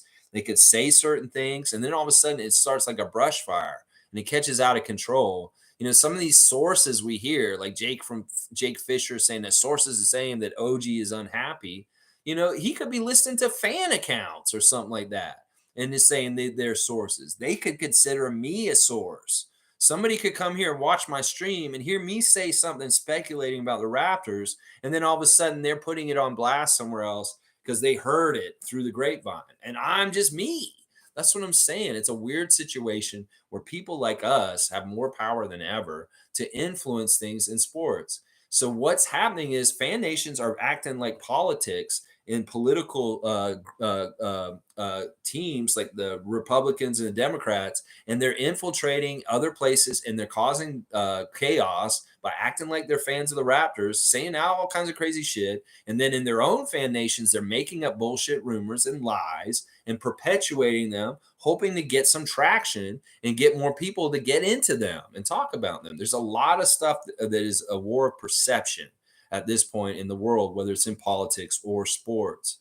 And we got to realize that whatever's happening in the political world can be easily modified and changed to the sports world and utilized as the same kind of tactics in this arena also. So everything that the Republicans are doing in public spaces to like sully and lie and make up bullshit and then come back and say, oh, well, it was a lie. We just do that. They don't care if they get caught or not, if they're lying. They don't care. They know that it's a lie. They just want that kind of perception and lies out there to muddy things and make things more confusing. Well, apply all that to basketball and the NBA. And you can see why today's landscape and social media is more treacherous and crazy than ever. And that's why it's really important, if you're listening to sources, that you listen to people like Shams and Woj and people that you really trust. Because there's a lot of people putting bullshit out there that has no place in reality and was just made up shit that benefits something they're trying to do. And I think that maybe that Houston rumor about number 4 pick for Pascal that came out yesterday may be kind of like that, is what I'm saying. Let's see. Nameless is saying, denial, laugh out loud. I understand you. That's a good translator. Awesome. Well, what if Denial just knows Italian? He's writing it in. Maybe he is using an English Italian translation device on his computer, or maybe he just knows. I don't know. Yeah, I don't know how I did as far as like with my reading of that nameless. I feel like if I'm gonna do any Italian during the stream, you've got to grade me at the end of the show as my teacher and tell me if I did a good job or not. And often you do tell me whether I did a good job or not. All right, let's see. Mike is saying, okay, to be clear. Okay, to clear up the disconnect of the Nick not being nice, Nick coaches like a doctor treats a patient, not buddy buddy, straight up to the point and exact. That's tact in how he talks to the players. That's weird because I like a doctor with a good bedside manner. I've had many asshole doctors who have not been very nice in sensitive situations. I'm like, listen, dude, in your profession, you shouldn't be a jerk. You're dealing with people that may be getting bad news. And I don't like jokey doctors that like to make little fun jokes. In fact, I had a doctor like that in Tallahassee. He really pissed me off. And I decided I never want to see him again because he had a very unprofessional bedside manner. And that's the thing. That's not a good example. If a doctor is going to be a dick, I'm not going to go see him anymore. I want a doctor that's going to be sensitive to my needs and not trying to make jokes just because of the situation. So yeah, I don't believe that. I think doctors treat patients well and they should be kind of like being like sensitive to their needs as a patient. So I don't know if that's a good example. As far as Nick not being nice, that's fine. That's good. It's okay to have a coach like that as long as you're winning. When you don't have a coach like that, everything goes to shit real quick. And that's going to be the thing we're going to find with Nick Nurse. And it may be the same way all through his whole career in different places he went to. If the team lost, he burned out his welcome because his style of coaching does not work with losing. He has to be winning for it to work and be all right. If it's not, it's just a toxic cesspool. I think that's what it is. And if he goes somewhere else and he doesn't have success, we may see a very much a rerun of what happened here. I don't think he can handle it when he's below 500 for too long. That the team will turn on him and they'll be like, "You're too mean for how we're doing, and it's not working." Cool Cat saying, "Remember, Lakers wanted Nick Nurse clutch." Oh my gosh, what is Nick Nurse is freeze out of coach job? What if he's freezed out of coaching jobs in the NBA? This could happen. I thought possibly that MA would get this to happen to him because of what happened to him last year, but it didn't. He still got a job. People will always try and get these kind of winner guys no matter what, even to sell their soul. And so I don't think this is going to happen with Nick. In fact, I think it's very clear he's the belle of the ball and the most sought after coach in some ways this offseason. So, yeah, I don't know if that's true. Now, we are hearing a rumor that Fred may be going to the Lakers. Now they're saying, forget about Kyrie, forget about Trae Young. The Lakers are going to get Fred VanVleet, and he will be their starting point guard next year. I mean, I could see that happening in some sort of way. I don't know if it will for sure, but that's the other team that I'm hearing rumors now all of a sudden with Fred's name involved that he may be going to the Lakers. And maybe that's part of the reason why he's around Clutch so much in the last couple of days. Cool Cat saying also, I like Chris Paul as a vet for Scotty's point guard learning, or Lowry comes back to mentor Scotty. I don't think Lowry's going to come back for sure, but Chris Paul is like a Lowry. They are very much a very similar player. There's so many parallels between Chris Paul and Kyle Lowry in a lot of ways. So, it's the same kind of thing. So we would get kind of the same kind of effect from Chris Paul being around. A lot of people don't like Chris Paul and they have problems with him. They think he's a problem on teams. That's not true. He's a fantastic teammate. He's a great leader. And he's the kind of pro that I really like. I've been a fan of Chris Paul since Wake Forest. I was a fan of his in college. I got to see him play against FSU when I was in grad school.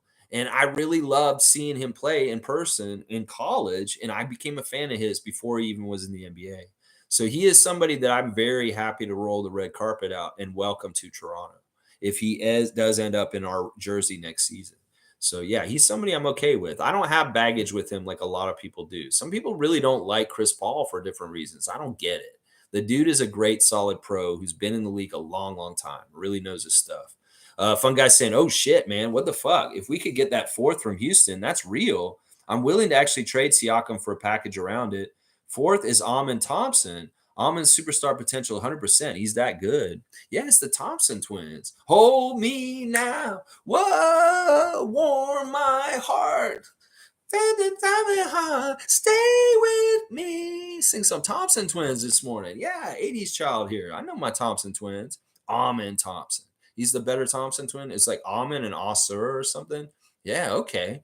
All right, good info, fun guy. So you're all about selling out Siakam and sending him to the Rockets for a fourth round pick, fourth pick. Yeah, I'm not totally into that pick. I'm not into this. I don't want to deal with Rockets at all. I don't. I really don't. Denal saying logical. Unless you made it in the locker room, unless you made in the locker room and talking to all these players, please don't preach a hypothesis as truth. We have no exact idea what was happening. This is true. And I have to say this about me. We got to say this about you, Denal, as much as we got to say about Mike or Monique or anybody else. We're not in the locker room. And there's a whole culture and a whole lot of unspoken stuff that will never get spoken to us because it's supposed to stay behind closed doors and be part of the team story that we should never know about. And I'm glad that there's that separation. So we don't know. In fact, I don't know. I'm talking out my ass about Nick Nurse right now, but we're speculating. And that's all we can do. None of it's for real and for sure. Let's see. Mike is replying, Denal, I would suggest the same to you and others as well. He was here for 10 years and people acting like he was a terrible person. All I've ever heard from players is that they like the freedom he gives. Mike, I know that you really, really want to stand up for him, and that's fine, and that's admirable and stuff like that. And I know that in some ways, like you want to really, really respect and love him in his leaving, but I can't do that myself right now. And you're right to tell him and us to have the same kind of thing as what he told you. Exactly right, because I just said it too. But yeah, I think he might be a terrible person. In some ways, we can hide these kind of things from the public to a certain way. Celebrities can do this. They can have a whole different person that they see publicly, and who you see behind the scenes is different. In some ways, it does kind of point that Nick is an asshole. Like, seriously, we've talked about the different signs that he is in the last couple of days, as far as like him just running out, not congratulating coaches, the way he's left Toronto and hasn't said anything. This is all tacky and shows immaturity and shows pettiness and just shows like the dude's not really a nice guy. I'm sorry. It's just like I'm looking at the facts of the situation, looking at what's happening and the perception of it, and it looks like he is a dick. Like it totally looks like he's an asshole. And I can believe it, honestly. In some ways, you can see a little bit of the arrogance. Like if everything's fine and things are cruising along, everything's fine. Behind the scenes as an assistant coach for the first 5 years he was on this team, he couldn't have an edge because he didn't have that weight to throw around. But once he got in the big chair as the head coach, he could throw his weight around a little bit more. And we don't know. Like I said, he could have been really strict about his no talking to him after the game policy and been a jerk there. There could have been all kinds of different situations where he has actually got some personality flaws that are hidden from us that we don't know about. So we don't know for sure. He could be actually a real asshole, but he may not be. I don't know. I think he might be, because I wouldn't see Drew Holiday saying he's maybe not the nicest person in the world. Like, why would he say that? Drew Holiday's a nice guy. He wouldn't say that if people didn't believe that he's not a nice person. Seriously. Let's see. Let's keep going with the comments. We'll wrap it up soon. I do have to get in the car and get out of the cottage today once again. Seymour saying, Griffin, a buck now. Crazy world. Seymour Pape is in the house. Sheriff Seymour Pape, good to see you. Original Raptor freak.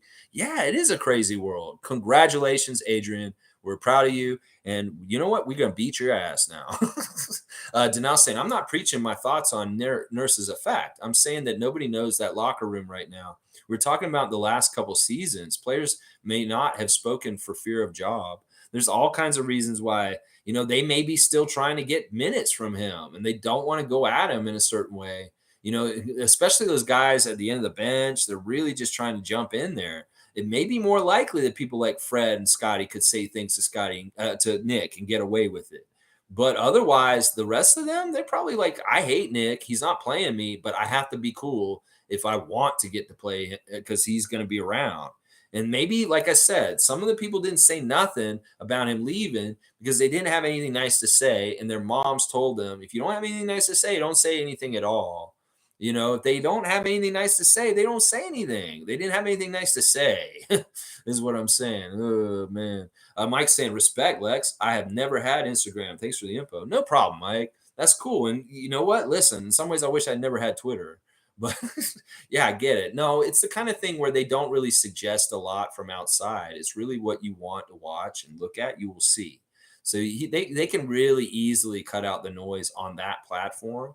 And especially if they limit who can comment on their pictures. And then they can even make their accounts private and really just share their accounts with the people that they want to follow them. So there's a really good like walls you can put up on Instagram compared to Twitter. Chris comes here. Good to see Criscom, the great Criscom. His predictions were so good in other years. And I don't know what's Criscom predicting about our coach's search or other things with the Raptors. Let's see what he's saying. What up, Lex? How are you feeling about the Raps draft? We have a chance to trade vets for first round rooks, or are you riding it out with OG and Siakam? I mean, the rumblings of us trading for Portland or Houston's trades, I don't like them. I don't like those deals at all. I'm anti young guys coming in. I think that more of the young players that come in this league are knuckleheads, and I don't want to depend on them. I really want to find known commodities in the league that we know are good pros, that know how to play fundamentally well, and will do good things on the court. I don't care about athleticism. I don't care about youth. I don't care about potential. I care about what's already here and what they can already do and whether they're sound pros already.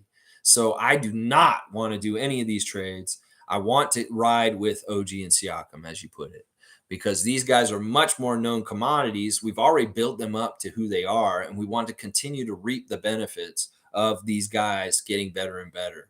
And I don't want to turn it around, start over, and put a new player in their spot that we have to see if they're not going to be a knucklehead. We're going to have to see they may not be a sure thing. There's all kinds of other X factors. And especially with these youngsters coming up, I feel like the X factors are even worse because of social media, social influences. You see what Ja Morant's going through right now. There's more likely to be more knuckleheads coming up than sound good pros that are fundamentally good. And that's why I am all vets these days. I'm not about any young players coming to our team. I want vets. I want people like KCP and Bruce Brown on our team. I don't want any more youngsters like Jabari Smith and Jalen Suggs and people like that coming in. I want known quantities. And that's where I'm at, Crisco. Thanks for the question. Monique is saying, crazy thought. If Nick Nurse doesn't have a job, just imagine Griffin adding Nurse to his coaching staff, but he will likely get a job. I don't think that's likely to happen, what you just said. And it's not that I think that Nick wouldn't do it. I think that if he's not going to get a job, he's very much going to take a year off. Seriously, I think that the dude's burnt out. Like the whole symptom of him in Philadelphia was partly he was like burnt out and that he just said something stupid because he's so tired and burnt out.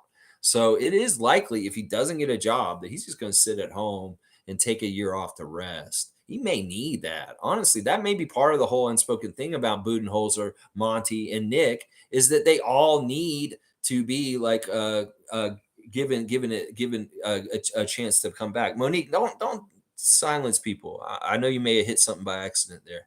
I'm gonna read that next. All right, let's see. Denal saying, I'm not against running it back with Siakam. My problem is his contract next year. I don't think he's worth that crazy contract, so I'd rather get off of him now. I don't know. I don't necessarily agree with you.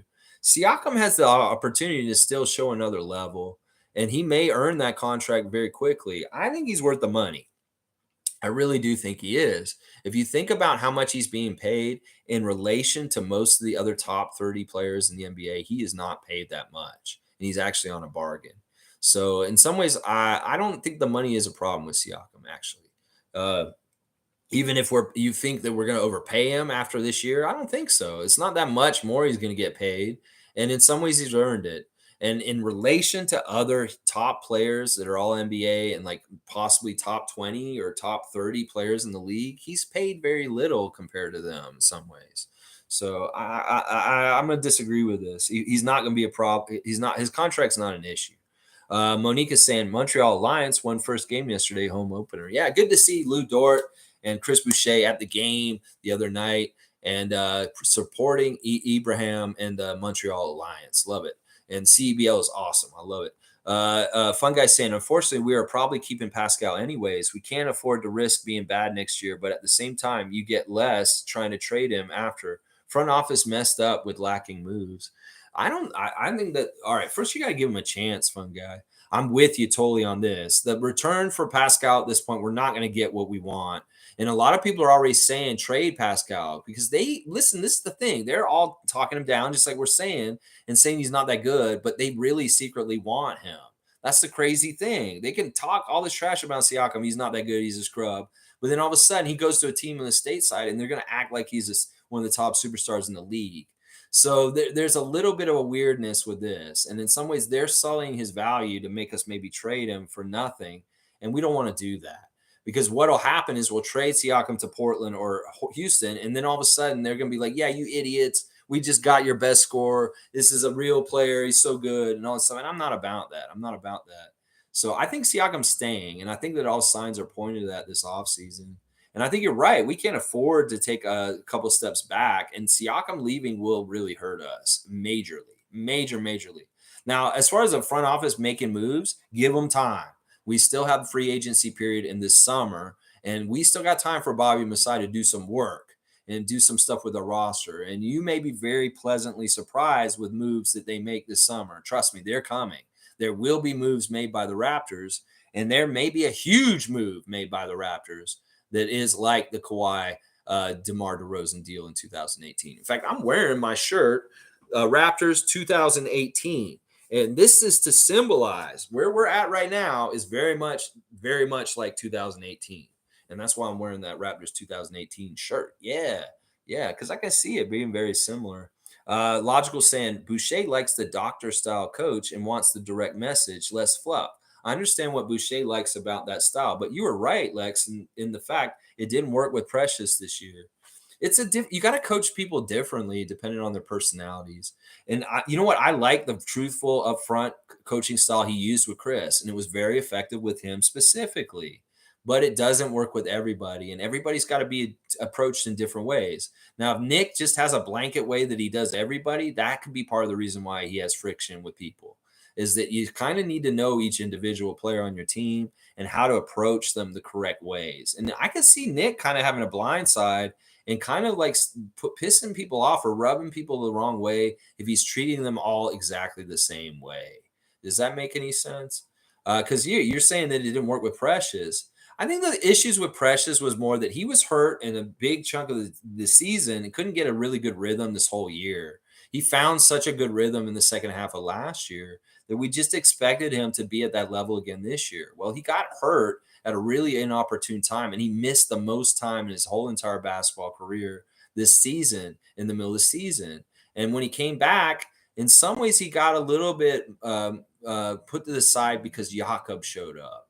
And then, like, he didn't have enough time to ramp up from being healthy, from coming back from his injury. And then Jakob showed up at the trade deadline, and then his minutes got changed and his role changed drastically after Pirtle came onto our team. So this year's a weird year for Precious. It's a very weird year. And in some ways, he was very successful in my eyes, but it was very tumultuous and difficult for him with the injury. And then also Pirtle coming to the team kind of did eat into his role. I mean, I'm going to be serious. Daddy Gates is saying, if you think the refs are against us now, wait till Chris Paul comes here. You know what? You might be right. It's Scott Foster in particular, but you know what? Still, I think the payoff will be fine for right now. But you're right. This would be brought on by this Daddy Gates. Good to see you, by the way. I know. I do need to keep that in mind. All right. See, Denal saying, with Jalen Harris back in the Canadian League, you think it's a way to advertise to the Raps? At Fun Guys, so long as we don't suck enough to get bottom 6 pick, I'm okay. Give that pick away so 2025 we keep. Okay. Jalen Harris is still in the CBL. He's back in the league. I don't pay close enough attention to him. Well, that makes sense. If he's going to come back, is he playing for Scarborough? Okay, well, that's good.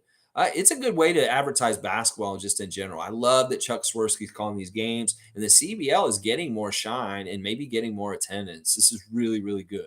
Basketball being more in different pockets around the country is really good. The fact that Winnipeg has a team and some of these cities that don't have NBA teams have CBL teams is very, very good.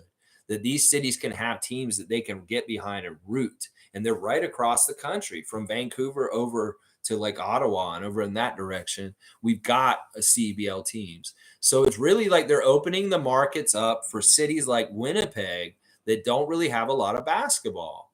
And that's really, really good. It's really, really, really good. So I'm excited about that with the CEBL.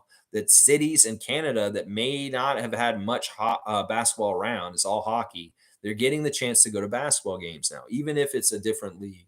So it's really, really good. Yeah, I just don't want to be in the bottom either. Whatever we can do, just avoid the bottom. Cool Cat saying, I don't want players under 6'7", except for who we currently have. I like this rule. This is the Bobby Webster Vision 6'9" rule. And in some ways, look, if Fred's going to go, in some ways, that kind of helps us to get bigger and run things in a certain way with our positionless and our 6'9" stuff in certain ways. I'm totally with you. I like Nick Smith, but he is 6'5". And in some ways, I kind of like Scotty at 6'9" as our point guard instead. And I'm kind of with Cool Cat. I've been like this for a couple years because I really do kind of like having that 6'7" threshold. Maybe it is a little bit like kind of like excluding or discriminatory to short people, but I don't care. This is a basketball team. And the closer you are to the hoop, the better. Cool Cat saying also, I agree, Lex. I want the NBA guys already in the league. We already have enough rookies to develop. Yeah, I totally agree with this, Cool Cat. That we have young projects. We have Scotty, we have Christian, we have different guys. We got Delano. We are going to get another one in the draft this year. So we've got young people to work with and get development and gains from. And we don't even need the draft to do this either. We can find guys through free agency. We can find guys through our development system with the 905. We can find guys in different ways, undrafted, like Ron Harper Jr. and Fred. So it's like, in some ways, I don't value going the regular path to get good players because we can always kind of find guys out of thin air, it seems. Whether our connections with other leagues around the world, we can get an international player that comes here all of a sudden because we have feelers and we know where they are. And maybe we take that opportunity. So in some ways, we don't play by the same rules as the rest of the NBA. We have Masai Ujiri, we have a global reach, and we tap into other places easier than some of the teams in the States. So, we can move in other ways that are better. Cool Cat saying Pascal's contract is still underpaid in the league compared to his peers. Yes, once again, Cool Cat and I are right on the same place, saying something that I said earlier, and she wrote it at the same time, maybe before. She probably said it before me. Yeah, no problem, Monique. I know you probably didn't mean to press all that. We got it all fixed, and it's all good. I knew you weren't doing that on purpose. G saying Raptors are 18th in the league in salaries, middle bottom. There are teams with multiple supermax and max players. Exactly. And Siakam's the highest one, and he's not even a super max. He's just a max. And in some ways, that is, that says that we have money we can spend that we aren't even getting into. So yeah, there's ways to do this. And I'm not worried about contracts and money right now. Spend the money and we got to win. Cool Cat saying we have never built a team around Pascal, so we don't know what that looks like.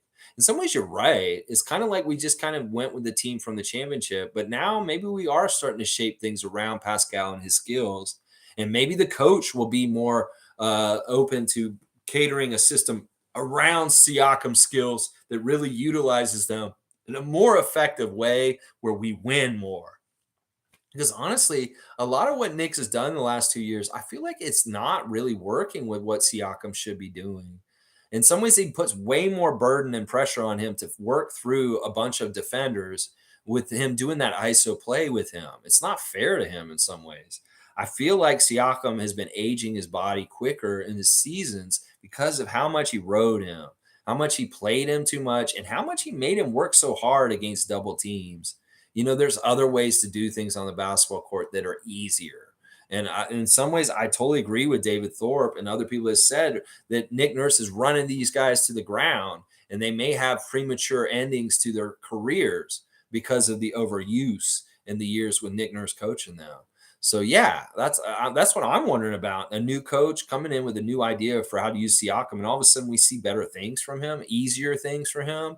He has a better, more trips to the free throw line all of a sudden, somehow, some way. Yeah, that'll all be very telling of a difference in coaching style and utilization of Pascal Siakam. Cowboys saying later, Lex, bam. Raptor Freaks, have a great Sunday and enjoy the sunshine. Let's go, Raptors. I love Sundays. It's my only day to watch the best Raptors content and Raptor Freak family and take care of my peppers at the same time. He's probably multitasking. I bet you Bradley's got his peppers right in front of him, and he is caring and tending to them and making them grow bigger and stronger and listening to me at the same time. You go, Bradley. I'm glad you have a day off. And yeah, get out there, enjoy the sunshine. And y'all, check your WNBA fantasy teams. Fiercey, I saw what you did and you dropped some players. And we're going to have to see. Actually, let me go look at this. I need to talk about this. Now, Fiercey did some stuff where she dropped a lot of her really good players. And I don't know if she really wanted to do that. And now what we're seeing is people have come and taken your players because they're very good, like Candace Parker and Chiney from the Sparks. They have been picked up. And on the waiver wire, it looks like Cool Cat and MK were the lucky people that picked up those players from the waiver wire. Now, I know in some ways you want to kind of like recycle players to get the most players playing every single day, but you do not want to drop any of your players that are 90% owned in the whole, all the leagues and all the leagues across ESPN, because these are premium players that you need to keep on your bench, like Candace Parker. Well, this is a tough lesson for Fiercey right away early in the season in fantasy. I don't know how much fantasy sports Fiercey's played, but you don't want to drop 90% owned players like Candace Parker. That will really hurt you. And now your loss is their gain. Cool Cat's got Candace Parker on her team. As a commissioner, I could fix this and say, no, this can't happen, but I need you to just learn this tough lesson for this time.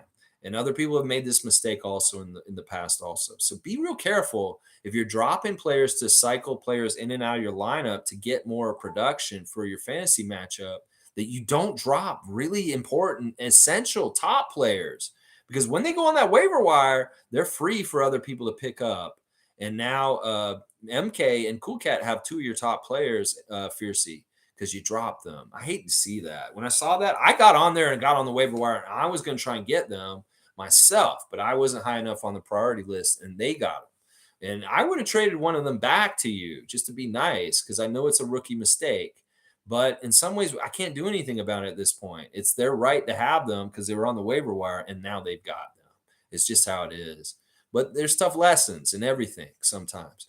Let's see. Monique is saying, good topics today. W stream, Lex, all around. Keep at it always, Lex. We wait patiently. Go Raptors. I don't even feel like I've done the ref report at all.